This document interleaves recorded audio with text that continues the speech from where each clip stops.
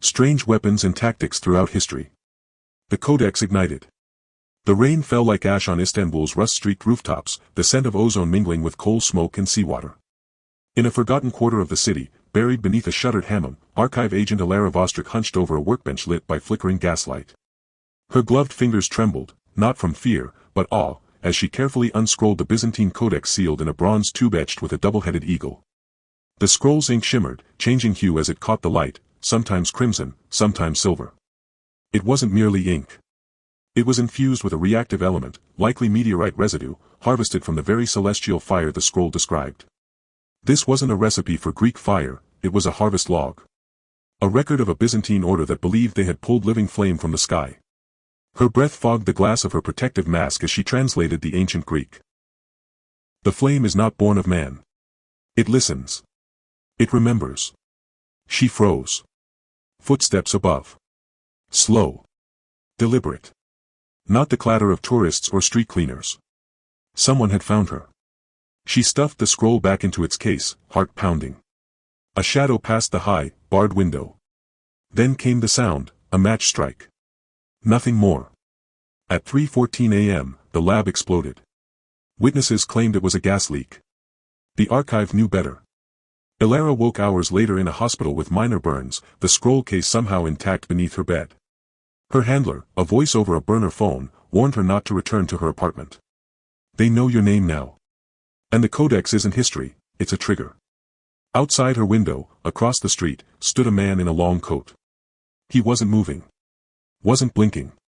And around his feet, the rain wasn't hitting the ground. The cats of Pelusium. Cairo's underbelly breathed heat like a buried furnace. Beneath the sandstone hush of an unmarked tomb, one not found on any Ministry of Antiquities map, Alara and Amir descended into the dark, their flashlights cutting across crumbling hieroglyphs. The mural shouldn't have existed. Not in this style. Not in this place. Rows of cats with glowing, almond-shaped eyes, each haloed by spirals, surrounded a single figure, faceless, arms raised to the heavens, as if conducting a ritual rather than a battle. Amir knelt beside a collapsed altar, brushing away centuries of dust. Alara, he said, voice hushed, this isn't a tomb. It's a chamber of control. From a crack beneath the altar, Amir pulled out a strange object, a circlet made of fused bone and copper, engraved with spiraling sigils. The metal hummed faintly in his palm. He blinked. Then again. Do you hear that? He whispered. Alara heard nothing. Until she did. Whispers. Thousands of voices, soft but urgent, like prayers chanted underwater. The mural's eyes seemed to shimmer under the flashlight's beam. She stepped back instinctively. Her boot hit something brittle. A small skull, not feline. Human. Amir's nose began to bleed. The circlet pulsed. This isn't just tech, Alara muttered. This was built to manipulate minds, maybe entire armies. What if the Battle of Pelusium wasn't strategy, it was, induced compliance? They brought the device back to their temporary base in Giza. That night, Amir didn't sleep. He sat in the corner of his room, sketching cats over and over. By morning, he was muttering in ancient Egyptian, a dialect even linguists struggled to resurrect. Alara took the circlet and locked it in a lead-lined case. But as she turned off the lights, every stray cat in the alley looked up in unison, and stared at her window. Tropic 3, the Mongol Hive. Siberia. Endless white. A silence so pure it rang in the ears. Alara and two archive field operatives trudged through the frostbitten remnants of a Mongol outpost, half buried in the permafrost. The wind groaned through splintered watchtowers, preserved as if history had exhaled and frozen in time. Beneath a scorched yak hide banner, embroidered with Genghis Khan's sigil, a pulse radiated through their Geiger counters. They found it in a sealed chamber, a perfectly preserved wooden hive sealed with tar and bone. The air was thick with ancient sweetness and rot. Strange honey still filled the combs, black as ink. A tangle of dried bees, many with golden filaments fused to their thoraxes, was scattered around the chamber like soldiers fallen mid-charge. Amir, still a little withdrawn since Pelusium, scanned the hive. This was no accident, he muttered. The bees were engineered. Look at the wing geometry. This isn't just evolutionary drift. This was purpose-built. For what? Alara asked. The answer came too soon. One of the bees, seemingly dead, twitched. Another followed. Then another. The handler, new, eager, leaned in to collect a sample. He was stung before anyone could stop him. A faint sting. Barely noticeable. But 3 hours later, he stood barefoot in the snow outside the base, naked, smiling, and mumbling in medieval Mongolian. When they found him, his pupils had shrunk to pinpricks. His skin radiated heat, like it was generating energy from within. Then he looked at Alara. "It remembers," he whispered. They sedated him. His vitals crashed. His face twisted into a contorted, unfamiliar expression. For 20 terrifying seconds, facial recognition software couldn't match it to any known identity. Not even his own. Back at the archive, analysis of the honey revealed it wasn't just sustenance, it carried a neural modulator, capable of altering cognitive function through scent and ingestion. The bees had been bred to carry pathogens designed not to kill, but to rewrite. The Mongols hadn't just weaponized disease. They had tried to reprogram entire populations. And someone, or something, was starting the hive again. The mirror at noon. The Sicilian sun was blinding.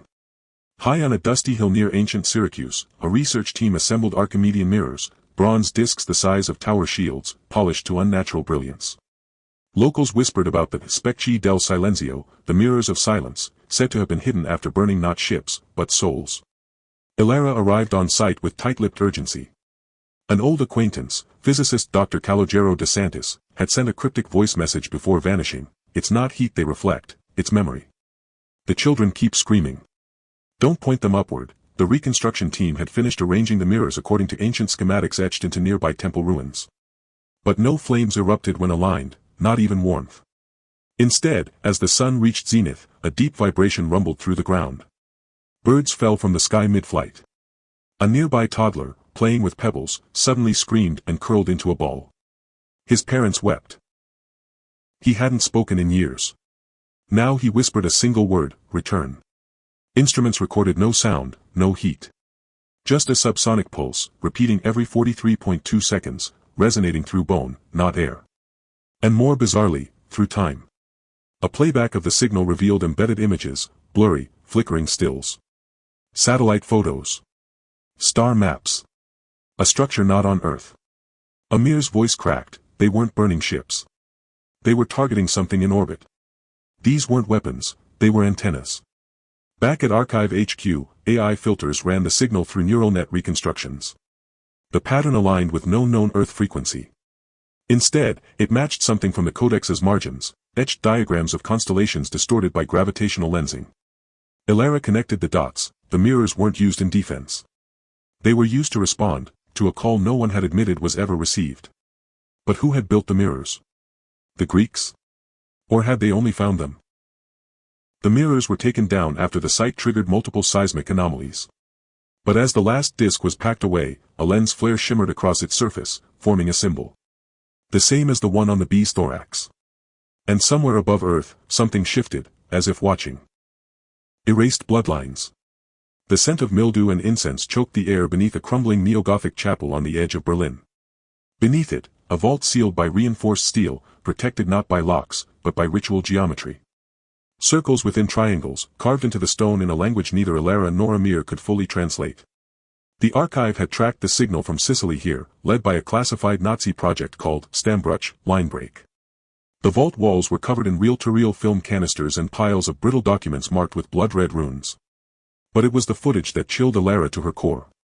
Grainy images flickered to life, children arranged in circles, each from a different European bloodline. At the center of the circle stood Heinrich Keller, a Nazi scientist and high-ranking occultist, known for merging genetics with sound-based weaponry. As the camera rolled, he activated a device that emitted a low-frequency resonance. Barely audible, but viscerally nauseating. One by one, the children collapsed. Each reel bore a single name. Each name corresponded to a vanished family line, wiped from records, memory, and, in some cases, photographs themselves. Then came reel 17. At first, it seemed like the others, until Alara's blood ran cold. On screen, a small girl sat cross-legged, wearing a star-shaped locket. Her posture. Her face. Her eyes. Alara whispered, "That's my grandmother." The recording glitched. For one frame, one breathless instant, the girl looked directly into the lens and mouthed something silently.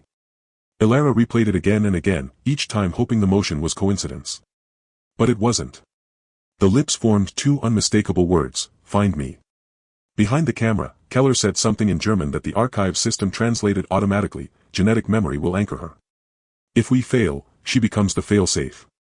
Suddenly, Amir found another reel, never labeled, sealed in lead. They played it.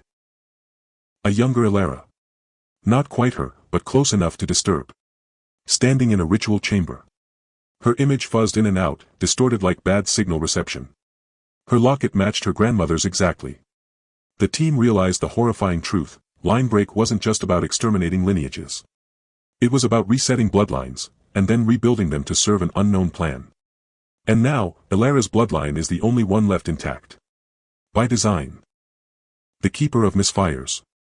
They found him in a remote observatory outside Yerevan, Armenia, an old facility with telescopes pointed not at the stars, but beneath the earth, feeding into seismic channels no longer connected to any known geological network. The keeper hadn't been seen in over a decade. Once known as Galen Virek, he had vanished after an archive mission went dark in Tunguska, where they thought he died during a failed containment of a Siberian resonance event. Instead, he had been waiting. He greeted Elara not as an enemy, but as a weary prophet. "You found Pelusium. The hive. The mirrors. Good. It means the signal's begun to synchronize." He looked older than his years, hair wild, eyes bloodshot. But his mind, sharp as the razors he kept meticulously aligned on his desk, was terrifyingly intact. He poured tea, unasked, and opened a rusted chest filled with fragments, shards of weaponized artifacts, all marked with the same inverted archive sigil. These, he said, were never mistakes. They were calibrated misfires. Each one set to test parameters: range, adaptability, psychic echo. Elara's jaw tightened. "You're saying these weapons were tests? On civilians?" "On civilizations," Galen replied. "All of history has been the trial run.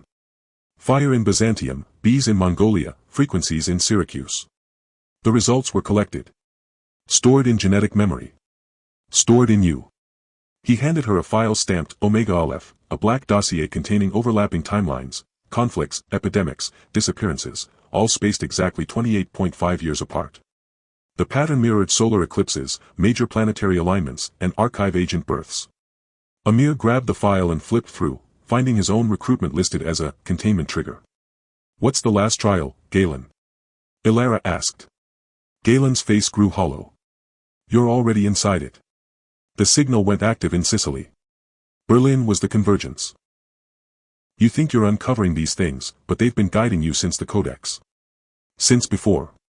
You're not stopping anything." He tapped the side of his head. "You're the activation sequence." Before they could detain him, he pressed a button under the table. The observatory began to collapse in a ripple of gravity distortion, not an explosion, but a memory inversion. Galen smiled as reality warped around him. "The next tropic," he whispered, "is where you start to remember things you never lived." The Ouroboros strategy. The archive's mainframe hummed with feverish energy as Amir pieced together what the keeper had left behind: a 28.5-year pattern, looping through centuries of chaos, disaster, and inexplicable misfires. The pattern wasn't random. It was precise, anchored to solar eclipses, axial precession shifts, and select human births tied to the archive's own agents. Cross-referencing events from Rome to Hiroshima to modern blackouts in Seoul, they found the same anomalies: weapons that shouldn't have worked acting with surgical precision, only in certain places, certain times. Each spike on the timeline drew a larger picture, a geometric spiral converging on a single point: Elara's birthplace. Targovist, Romania. A quiet mountain town. Or so she thought. "What's there?" Amir asked, frowning at the name. "Nothing," Elara replied. "Just old roads. An orphanage. Some fog." But she was wrong. In archive black site records, Targovist was once labeled Anchor Site 0. The town didn't appear on modern maps until 1993, the same year Elara was born. The signal spikes matched timestamps from her childhood, nightmares she could never explain, a recurring dream of burning rain, whispers in a language she'd never learned, an eclipse that made shadows stretch backward. Now she saw those moments for what they were: echoes of previous cycles. And then came the photos. Buried in the Ouroboros file was a satellite image captured in 1994 during an unreported solar eclipse over the region. In the corner, blurry but distinct, stood a child, arms outstretched toward the sky. Her face was turned from the camera. But the locket she wore was the same star-shaped one her grandmother had passed to her. Elara stared at the image, trembling. I was never in this town during an eclipse, she whispered. I don't remember any of this. Amir said nothing. He just pointed to the spiral center, August 12, the date of the next eclipse. It passed directly over Targovist. In exactly 7 days. If the keeper was right, this wasn't the end of the pattern. It was the mouth of the serpent, where time devours itself to begin again. And this time, Elara wouldn't just witness it. She would become it. The frequencies beneath us. The old quarry just outside Targovist had been abandoned since the 80s, officially due to ground instability. But archive seismographs told a different story. The Earth wasn't collapsing. It was humming. Elara, Amir, and a small task team arrived at dawn, just as the mist began to rise. Beneath their boots, the ground pulsed, soft, rhythmic, like a heartbeat buried beneath centuries. A few meters below the surface, they uncovered something crystalline. A multifaceted matrix, shaped like an elongated tetrahedron, fused with decayed bone and bronze. It wasn't buried, it was planted, calibrated to the location as if it needed the land itself to amplify whatever it was meant to emit. As Elara reached for it, a deaf child from the nearby village, Lena, daughter of the groundskeeper, wandered into the quarry. No one had noticed her approach. And then, it happened. The moment Lena touched the crystal, she screamed. Not in pain, but in resonance. Her scream vibrated in the marrow of everyone's bones. Nearby birds dropped mid-flight. Amir collapsed to his knees, clutching his ears though there was no sound. When it stopped, Lena's fingers began tracing symbols into the dust, fast, desperate, as if she were only channeling, not thinking. The final image she drew froze Elara in place. The archive's insignia. But upside down. Inverted. Wrong. No, Elara whispered, breath caught in her throat. That's not an archive symbol. That's a signal tag. They brought the crystal back to their mobile lab. Under frequency scans, it began emitting layered tones, only audible when run through deep space signal analyzers. There was structure to it, language disguised as interference. One phrase repeated beneath the static: the custodians were never your ancestors. They were your engineers. Suddenly, their instruments shorted out. Lena screamed again. Only this time, her eyes rolled back and she spoke in a perfect, unbroken dialect of Proto-Indo-European, a language thought to be extinct for 6,000 years. She pointed to Elara's locket and spoke a final word before collapsing: Vostrik, vessel. The crystal pulsed one final time, then cracked, releasing not energy, but a memory. Elara saw herself, older, standing alone amid ruin, broadcasting a warning. Her future self. The same voice Amir had once picked up during the Sicilian frequency test. History wasn't just repeating. It was preparing. The final prototype. A decommissioned Soviet research silo, buried beneath the Siberian tundra where the sky feels too low, still thrummed with emergency lights that had never switched off. Its codename in red Cyrillic, Anabasis, the march inland. At the lowest sub-level, behind a vault door welded shut since 1967, lay a containment sphere of cracked quartz glass. Inside hovered a molten black shard no larger than a fist, its surface veined with threads of violet light that pulsed like a second heartbeat in the room. Elara's locket heated against her skin the moment she stepped inside. Sensors spiked, radiation, electromagnetic flux, dream state frequencies the archive's monitors couldn't even label. The shard reacted as if it recognized her. Amir's voice shook over the comm, readings matched the codex description.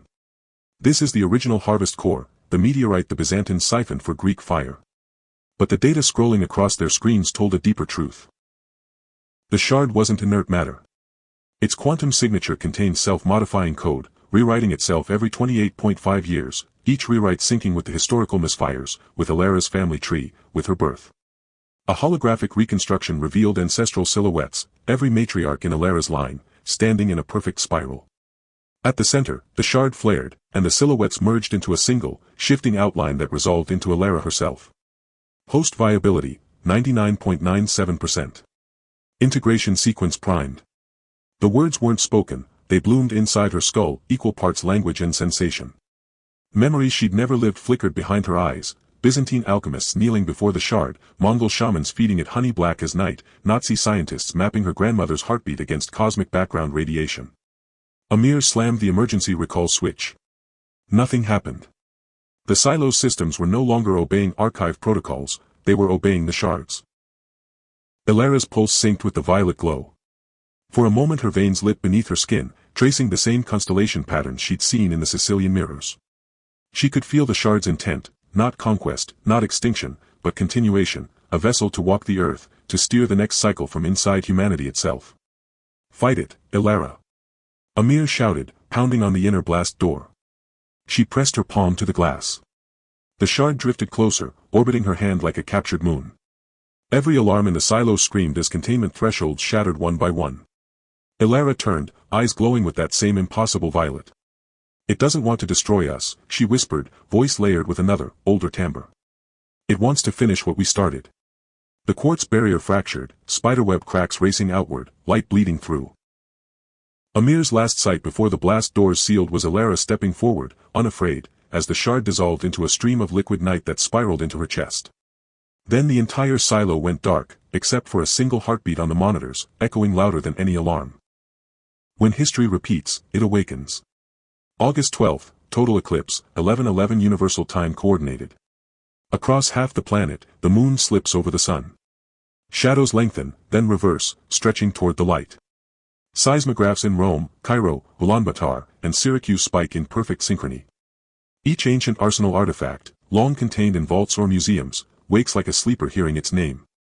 In Istanbul, a vial of Greek fire, thought inert since 1453, boils through 3 meters of reinforced glass, rising as a column of liquid flame that floats, seeking the sky.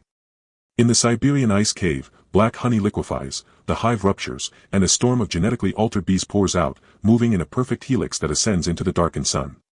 At the Syracuse dig site, the packed-away bronze mirrors turn of their own accord, realigning into a giant spiral array that vibrates with a sub-audible chant, Ouroboros, Ouroboros.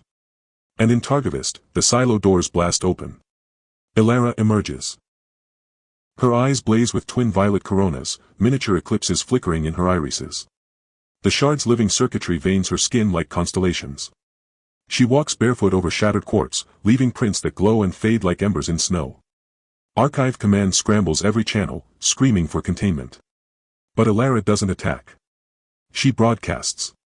Every powered screen, from cell phones to jumbotrons, cuts to static, then to her face, framed by the totality's eerie twilight. "History was never a record," she says, her voice layered in harmonic overtones. "It was the laboratory logbook of those who engineered you, and of those who rebelled." Around the world, people feel the words in their skulls, translation unnecessary. For a heartbeat, every mind is on the same channel. Amir fights through the collapsing silo, a portable EMP rig slung over his shoulder. He finds Ilara atop the old quarry ridge, the eclipse's corona crowning her like a halo of broken starlight. "Ilara, listen to me, you are still in there," he pleads, priming the EMP. "This cycle ends with you, or it never ends at all." She turns, violet tears tracing her cheeks.